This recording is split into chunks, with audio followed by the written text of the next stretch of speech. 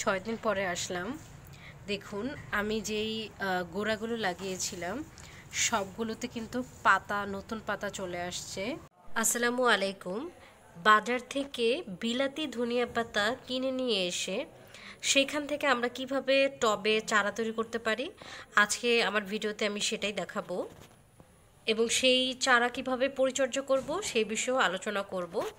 তো এই যে বাজার থেকে আমি বিলাতি ধনিয়া পাতা নিয়ে আসছি, তো এই বিলাতি ধনিয়া পাতা যখন আমি কিনেছি আমি চেষ্টা করেছি যে যেই গাছগুলো একটু গোড়া বেশি, মানে গোড়ায় হচ্ছে যে শেকড় বেশি, এই ধরনের মানে চারা নিতে। আপনারা চাইলে হচ্ছে যে কম শেকড়যুক্ত চারাও নিতে পারেন, খুব একটা অসুবিধা নাই, গাছ হয়ে যাবে। তো নিয়ে আসার পরে আমি যেটা করেছি যে এইভাবে কেটে নিয়েছি, অর্থাৎ উপরের পাতাটা আমি আসলে রান্নার কাজে ব্যবহার করে ফেলবো, আর নিচের যে গোড়াটুকু রয়েছে শেকড়যুক্ত এই যে গোড়াটুকু, এটাই হচ্ছে আমি মাটিতে লাগিয়ে দেব, তাহলে আসলে নতুন চারা হয়ে যাবে। তো এখন হচ্ছে আমি বাকি যেই গাছগুলো আছে এগুলো থেকে এইভাবে আসলে কেটে নেব। তো আমি গাছগুলো থেকে পাতাগুলো আলাদা করে ফেলেছি, পাতাগুলো আমার রান্নার কাজে লাগবে। আর এই গোড়াগুলো হচ্ছে আমি এখন লাগিয়ে দেব, যেটা পরবর্তীতে চারা তৈরি হবে। প্রথমে বলছি হচ্ছে আমাদের কি ধরনের মাটি লাগবে।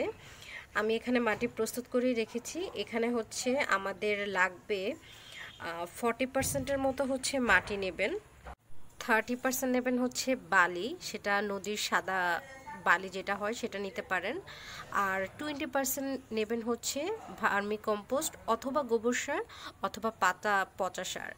আর 10% নেবেন হচ্ছে আপনাদের যেই ডিমের যে খোসা আছে সেই ডিমের খোসাটা মিহি করে একদম গুঁড়ো করবেন, একদম আটার মতো মিহি গুঁড়ো।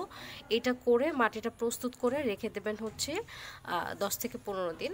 তারপরে হচ্ছে আপনারা এই মাটিটা বসাবেন। তো এরপরে বলছে হচ্ছে আমরা কি ধরনের টব নেব। আপনারা যে কোনো ধরনের টব নিতে পারেন, কোনো সমস্যা নাই, তবে যদি একটু অগভীর এবং হচ্ছে একটু ছড়ানো গোল টাইপের টব হয় তাহলে ভালো হয়, কারণ বিলাতি ধনিয়া পাতা এটা গোড়াটা যে খুব বেশি গভীর হয় তা না, এবং এই বিলাতি ধনিয়া পাতার একটা চারা থেকে আসলে অনেক চারা হয়, তাই যদি একটু ছড়ানো ছেটানো পাত্র হয় তাহলে কিন্তু ভালো হয়। আর অ্যাজ ইউজাল বলবো যে টপটাই নেন না কেন, টপটা মানে ফুটো করে নেবেন, ফুটো করে দেন হচ্ছে আপনার পানিটা যেন নিষ্কাশন হয়ে যায়, তাই টবের একদম নিচটায় কিছুটা ইটের খোয়া বা পাথর দিয়ে তার উপরে কিছুটা একটু বালি দিয়ে দেন হচ্ছে মাটিটা বসাবেন। তো আমার মোটামুটি মাটিটা আসলে প্রস্তুত করাই আছে। এবার হচ্ছে আমি আমাদের যেই গোড়াগুলো আছে বিলাতি ধনিয়া পাতার, সেই বিলাতি ধনিয়া পাতাগুলো এখানে লাগিয়ে দেব। আমি আসলে গর্ত করে নিচ্ছি। আবার অনেক সময় হয় কি, মানে বড় গাছ থাকলে, যেহেতু টবে আমরা যারা গাছ লাগাই আমাদের তো আসলে একটু জায়গার সংকটও আছে, বড় গাছ থাকলে সেই গাছের নিচেও আপনারা হচ্ছে বিলাতি ধনিয়া পাতা গাছ লাগাই দিতে পারেন, সমস্যা নাই। বিসমিল্লাহির রহমানির রহিম।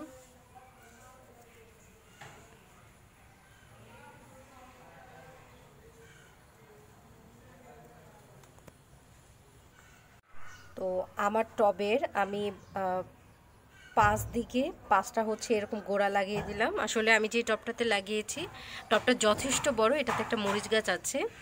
তো এখানে আমি 5 দিকে 5টা লাগিয়ে দিলাম। লাগিয়ে দেওয়ার পরে এখন আমি যেটা করব, আজকে যেহেতু প্রথম দিন আমি কিন্তু পর্যাপ্ত পরিমাণে হচ্ছে পানি দিয়ে দেব। আসলে মরিচ যে গাছ যেটা লাগিয়েছি সেটাও আজকেই ফার্স্ট টাইম লাগালাম। তো প্রথম দিন কিন্তু যে কোনো গাছ লাগানোর পরে আসলে অনেকটা পরিমাণে পানি দিয়ে দিতে হয়। আর এরপরে হচ্ছে মানে অল্প অল্প করে জাস্ট মাটিটা যেন ভেজা ভেজা থাকে এই পরিমাণ পানি দেব, খুব বেশি পানি দেব না, পানি দিলে কিন্তু আমার গোড়াটা পচে যেতে পারে, তাহলে কিন্তু চারায় পরিণত হবে না।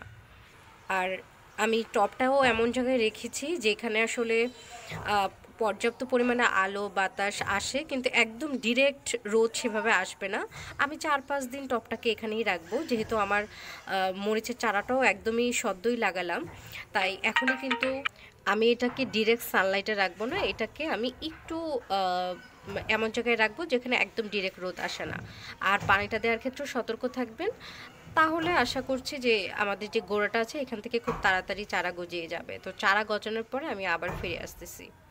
ঠিক 6 দিন পরে আসলাম। দেখুন আমি যেই গোড়াগুলো লাগিয়েছিলাম সবগুলোতে কিন্তু পাতা, নতুন পাতা চলে আসছে। এই যে নতুন পাতা আসছে, তার মানে হচ্ছে নতুন পাতা আসছে, তার মানে হচ্ছে এই গোড়াগুলো হচ্ছে চারায় পরিণত হয়ে গেছে।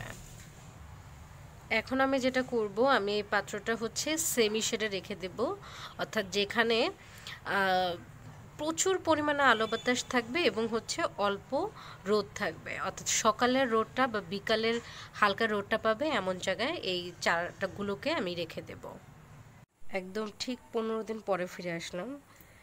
দেখুন গাছগুলো কত সুন্দর বড় হয়ে যাচ্ছে।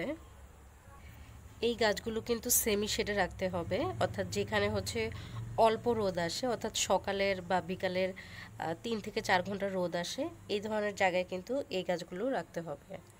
আর এই মুহূর্তে আমি যেটা করব, প্রতি 15 দিন অন্তর অন্তর আমি চা পাতার যে তরল সারটা হয় এই সারটা দেব, কারণ চা পাতার তরল সারে প্রচুর পরিমাণে নাইট্রোজেন আছে। আর এই নাইট্রোজেন কিন্তু আপনার ধনিয়া পাতা গাছের পাতাগুলো বড় করতে এবং নতুন পাতা আনতে সাহায্য করবে। এই ধনিয়া পাতা গাছের পরিপূর্ণ পরিচর্যা নিয়ে আমার চ্যানেলে কিন্তু ভিডিও রয়েছে।